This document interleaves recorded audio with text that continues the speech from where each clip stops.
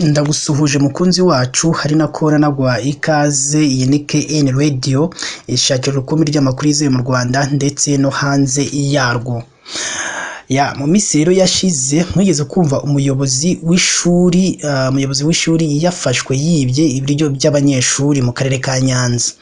Icyo gihe ni ibintu abantu benshi batigeze bakira, abantu benshi bagiye batanga ibitekerezo kuri uyu muyobozi w'ishuri wari wafashwe yamaze kwiba ibiryo by'abanyeshuri ayoboye kandi ari we nyine utakakwiye gukora ibintu nk'ibi. Namwe ni mubyibaza nyine murumva ko ari ibintu bisebetse, kubona umuyobozi w'ishuri yibye ibiryo byo kugaburira abanyeshuri. Buriya umuyobozi w'ishuri abari nk'umubyeyi w'abo bana, abari nk'umubyeyi kuko niwe bagiye basanga, niwe bamarana iminsi myinshi cyane. Buriya umubyeyi abyara umwana akamurira, ariko uburere bwinshi butangwa n'umuyobozi w'ishuri.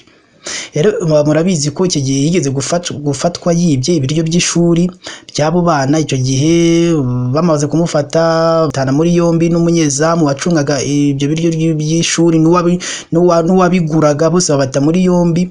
Kuri ubu rero hari inkuru itari nziza irimo iravugwa kuri uwo muyobozi w'iryo shuri wafashwe wibye ibiryo. Ese byimeze gute? Umuyobozi w'akarere ka Nyanza yatangaje iki kuri uyu muyobozi w'ishuri wafashe wiba ibyo biryo? Ese n'ubundi amategeko mu Rwanda avuga iki ku muyobozi wafashwe yibye ibyo biryo by'abanyeshuri? Icyo rero nkusabye buri gihe nkora nkusaba nyabona nuko wadushyigikira ukareba munsi y'aya makuru yacu, urabona ijambo subscribe cyangwa se abone utukandaho n'akazu kaza nako gakandeho. Icyo gihe uzaba ushimangiye yuko ugiye kujya uba wa mbere mu kubona amakuru ya KN Radio tugenda tubagezaho umunsi ku munsi. Reka rero dufate akaruhuko, turaza tubabwira byinshi kuri iyi nkuru itari nziza yagaragaye kuri uyu muyobozi w'ishuri wagaragaye wibye ibiryo by'abanyeshuri. Ndabizi birahita bibera isomo abayobozi b'amashuri.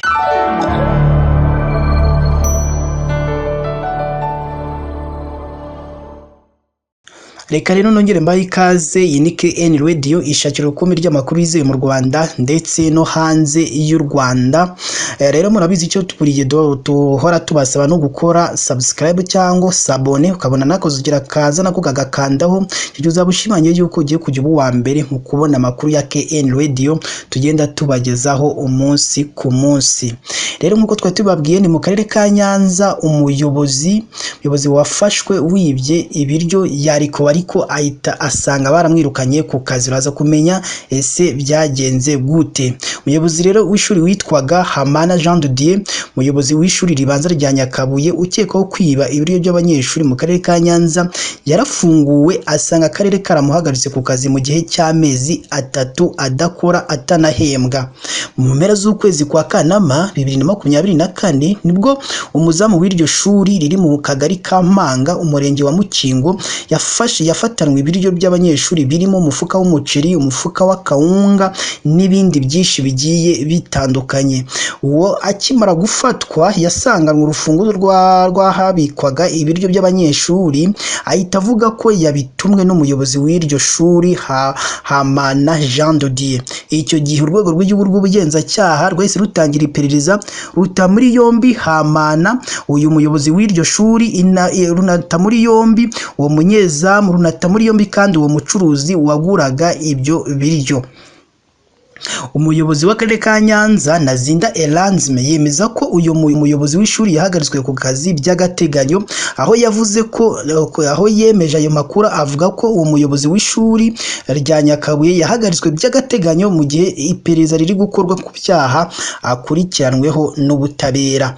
Umuyobozi w'ishuri uhagaritswe by'agateganyo Hamana Jean de Dieu ubu yararekuwe, harekuwe kandi umuzamu n'uriya mucuruzi, bose bararekuwe by'agateganyo. Rero KN Radio twifuje kumenya icyo Hamana cyangwa umuyobozi w'ishuri rya Nyakabuye avuga ku ihagarikwa mu kazi ke, yanze kugira icyo abivugaho, aho yadusubije amagambo atari meza, aho yavuze ko n'ubundi aho twashatse ayo makuru n'ubundi twakongera tukabaza ayandi makuru. Hari kandi amakuru avuga ko Hamana nabo bari bafatanyije dosiye yabo yakoze ishikirizwa ubushinjacyaha, ariko nibwaregera urukiko ngo abakekwaho kwiba biriya biryo baburane ifungwa n'ifungurwa ry'agateganyo.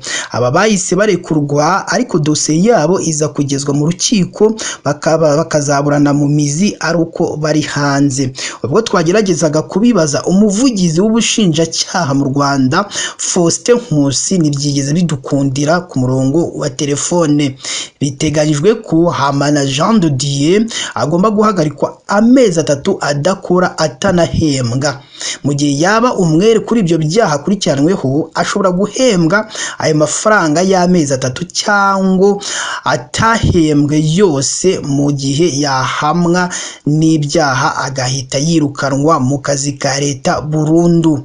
Hari kandi amakuru avuga ko hakozwe igenzura bakabona ko hari ibindi biryo by'abanyeshuri byabuze. Rero ndashaka ko iyi nkuru tuzakuza kuyitangaho ibitekerezo byinshi cyane. Ese birakwiye ko umuyobozi w'ishuri yafatwa yibye ibiryo cyangwa yanashirwa mu majwi ko yibye ibiryo by'abanyeshuri? Ikindi kandi tugusaba ni ugukora subscribe cyangwa sabone n'akazukira kazana ko gakandaho. Icyo gihe uzabushimangiye ko ugiye kujya ubona amakuru ya KN Radio tugenda tubagezaho umunsi ku munsi, kandi amakuru meza kandi amakuru yizewe utasanga ahandi. Mugire umunsi mwiza kandi Imana ijye igomeza ibarinde.